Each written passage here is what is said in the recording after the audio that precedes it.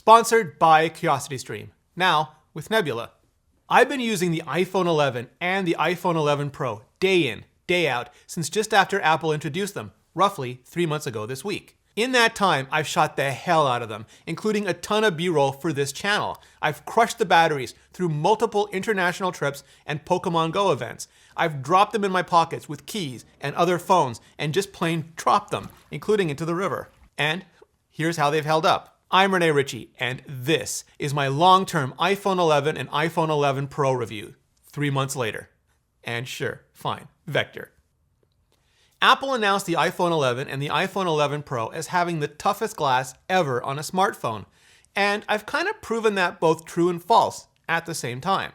I think for the last 3 years, Apple has been working on toughness as in resistance to breaking, because I've dropped each and every one of them since then, and they've held up brilliantly well, except for the scratching. Now, I need to concede up front that I don't use phones like normal people, especially when I'm reviewing them, even more especially when I'm reviewing multiple of them at the same time.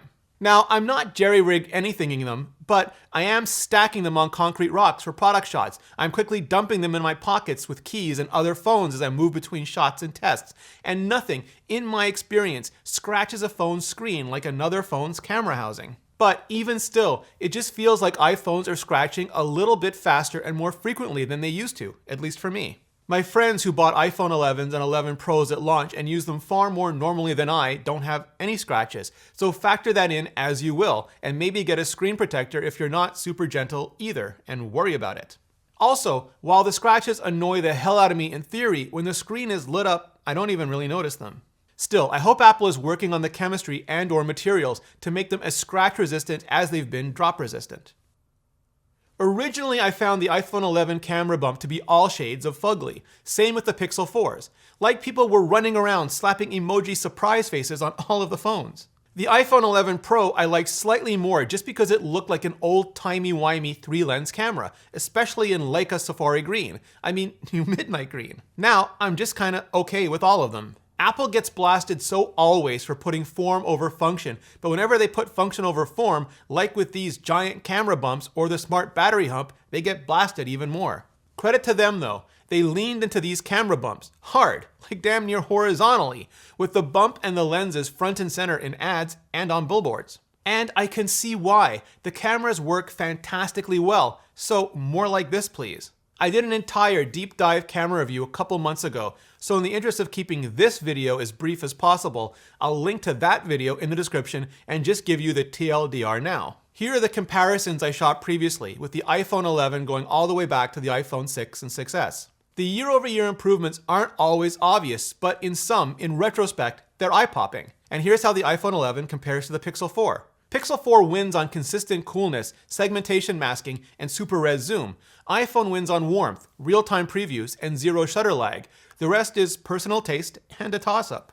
But Apple, seriously, please, steal that super res zoom. In terms of video though, it's still not even close. Apple's doing extended dynamic range with stereo audio at 4K 60 frames per second, and while it can't compete with the big sensors and big glass for depth of field and flexibility on traditional camera systems, those systems can't compete with big compute on the iPhone anymore either. Which is why my run and gun, all my B-roll is being done on the iPhone. I'd love to see usable depth effect on iPhone video next. Samsung's already playing around with it, but it's kinda goofy. Here's hoping Apple or Google can figure out how to really nail it. I'd also love it if Apple would fix whatever it is that's making it take so long for photos to show up in the Photos app. Thumbnails, quick actions, they're all instant. So they're there, they just don't appear in the gallery without an extended wait or force quit. Also, iCloud seems to have forgotten that nearline storage means recent and frequently accessed photos should stay local and never leave the device. But I can take a shot and go to view it and share it immediately, and even though I literally just took it, I suddenly have to wait for it to download, which is beyond baffling and just gums up what's otherwise still the fastest end-to-end photo taking process in the business. I know some people want manual control over Smart HDR, which is the bright light mode, Deep Fusion, which is the mid light mode, and Night mode, which handles low light, but I actually like that they're being abstracted away. Discrete modes feels like a stopgap and maybe some marketing, and in a year or two, I think they'll go away and the camera will just use all those computational techniques, all the time as part of a continuum to deliver the best photo possible in any given situation. So, especially because the live preview is so damn good, I'd rather just use the camera as a camera and have it do all the heavy lifting for me. I do wish I could take longer astrophotography exposures though. Both the iPhone 11 and the Pixel 4 have introduced the feature, and I'd love to be able to compare them head to head at shots that are longer than 30 seconds. Otherwise, with everything from the new ultra-wide angle to quick video, shooting with an iPhone 11 is just plain fun. I still prefer last year's more saturated iPhone XR colors to this year's iPhone 11 pastels. That's obviously subjective personal taste, and maybe me just being out of touch with whatever Baby Yodas are wearing these days. The iPhone 11 Pro colors though, and the matte, almost metallic texture remains aces for me, especially the new midnight green and gold. But yeah, I still love a product red. The LCD on the iPhone 11 is so well calibrated, even though it's lower resolution, in everyday apps it can still be hard for me to tell it apart from the OLED iPhone 11 Pro, which is just about the biggest compliment I can give Apple's display team. HDR video still sets the iPhone 11 apart though, especially now that Disney Plus and Apple TV Plus are serving it up at such high bit rates. I prefer watching it on my Apple TV, of course, but when I'm away from my LG OLED, I'm amazed at how well the iPhone 11 Pro puts that exact same experience, including the new spatial audio and Dolby Atmos, right in my hands and ears and eyeballs. The new peak and sustained brightness levels, especially after putting up with the lack of brightness on the Pixel 4, has also been phenomenal, not just for HDR, but for just being out and about on sunny days. I do miss the 90Hz refresh rate on the Pixel 4, even though the Pixel 4 dumps you out of it just so always. Like everyone else on the internet, I'd love to see Apple bring ProMotion to the iPhone, but only if they can do it as well and as consistently as they do it on the iPad Pro. I also miss the Pixel 4's ability to do facial recognition, even in landscape mode. Like when I'm watching a video or shooting photos and I accidentally lock the screen because someone in ID thought it would be funny to keep the power button opposite the volume/shutter button. And then I have to re-unlock, but first re-rotate the iPhone back to portrait mode to do it, like an animal. Same with the old landscape mode home screen from the old plus-sized iPhones. Just give it to me everywhere. Let landscape be landscape. Also, the Pixel 4 Face Unlock setting that lets you blast right through the lock screen, right into the phone. It has its downsides in terms of missing lock screen notifications and unintentional unlocks, but I still loved having the option and I'd love to have it on the iPhone as well. I've gotten used to haptic touch, which is the same as the iPhone XR, but replaces 3D touch on the iPhone 11 Pro. I like how it finally makes iPhone and iPad experiences consistent. I do miss the ability to switch between cursor movement and text selection that 3D touch offered on the virtual trackpad, but haptic touch still does not. That, combined with just how buggy and just how plain bizarre iOS 13 text selection can be at times, has just made it more frustrating than it was. I hope Apple zeroes out these regressions and soon. I still really dig the overall design as well. Sure, it's been cosmetically the same since the 2017 iPhone X and largely similar since the 2014 iPhone 6. But I don't need different just for the sake of different. That's always a dice roll away from worse. I just need better. Always better. And from materials to size to battery capacity to comfort, the iPhone 11s are the absolute better best yet. The A13 Bionic System on a Chip, or SoC, is so fast that I don't think I've been able to peg it, even 3 months later. In years past, with chipsets past, I've done that relatively quickly and easily with computational photography or augmented reality, AR. But Deep Fusion's half a second to resolve is about the closest I've ever come with the iPhone 11. And as for the telephone stuff, it's been fine for me, every bit as good as the Pixel 4. I know for some people, in some areas, Intel modems just don't work as well as Qualcomm, but for me, it's been even. Battery life has also been phenomenal. They had Pokemon Go Safari Zone in Montreal this year, which isn't just constant screen on at full brightness, GPS, data, and processor firing, but in highly congested, super hot and humid conditions where those radios and chips are just screaming. From 100%, the 11, 11 Pro, and 10s Max lasted almost 4 hours, and the 11 Pro Max just over 4 hours. The 10R lasted just over 3.5 hours, and the 10s barely 3.5. More recently, just doing a regular Pokemon Go Community Day event, the iPhone 11 and 11 Pro lasted 5.5 hours, and the Max still had battery to spare. The Pixel 4, by contrast, didn't even make it till the end of the event, not even 4 hours. On far less strenuous days, I go to bed and never mind not being in the red, I'm barely under 50%.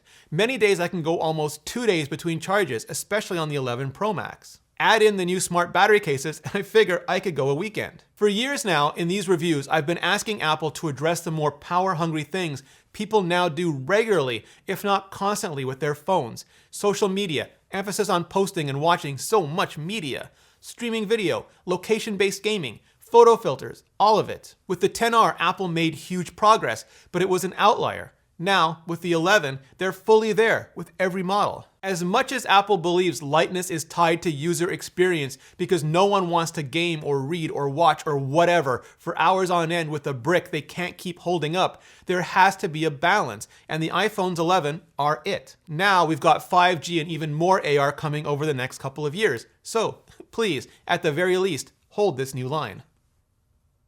iOS has been all shades of buggy, as evidenced by how many updates Apple has had to push out for it. And I did a whole video on those bugs, so I'll link that in the description. And I don't know what Siri has been drinking lately, but if anything, it's been considerably loopier for me just when it desperately needs to get much more consistent and considerate. But bits and packets aside, when it comes to the iPhone 11 and iPhone 11 Pro hardware, there's just not much left for me to complain about anymore, aside from still wanting higher throughput USB-C on the Pro versions. And even that may be more theoretical at this point, given how fast and solid the new U1 ultra-wideband enabled AirDrop has been. Still, having the best possible hardline as well would be even better as well. And since the iPhone still doesn't surface PCI Express, it still can't do Thunderbolt 3 anyway. Reverse inductive charging would be great, but skipping early, still virtually non-existent millimeter wave 5G and the early modems for it was still absolutely the right call from Apple. You can tell by the lack of similarly breathless complaints about it not being on the Pixel 4 this year either. But real talk.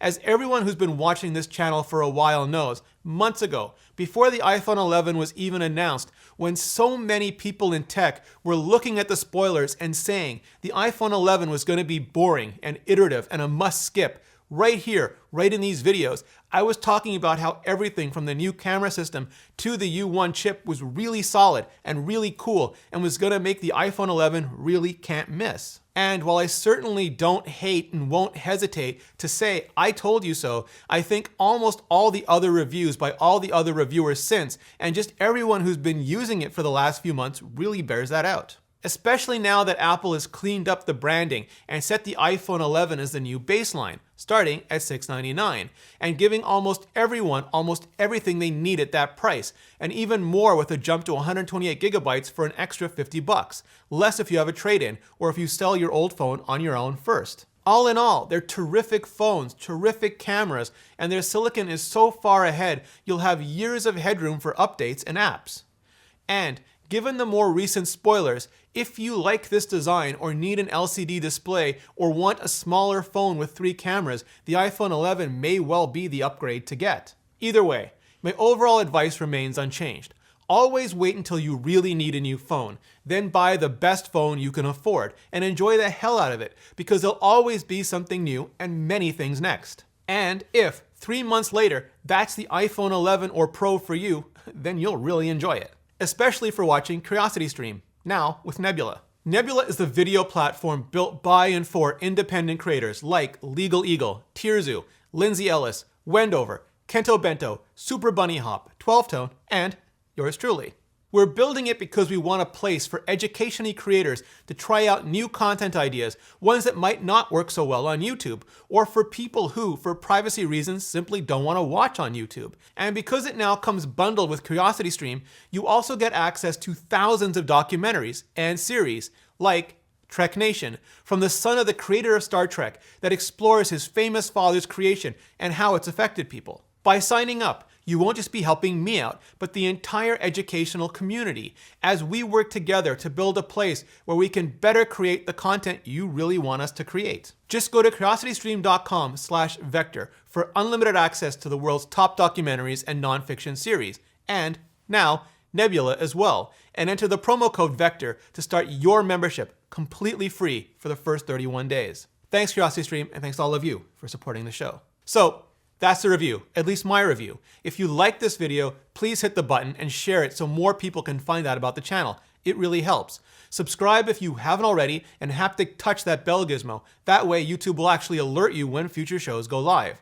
Then, hit up the comments and let me know, what's your review or just your view on the iPhone's 11 3 months later? Thanks for watching. See you next video.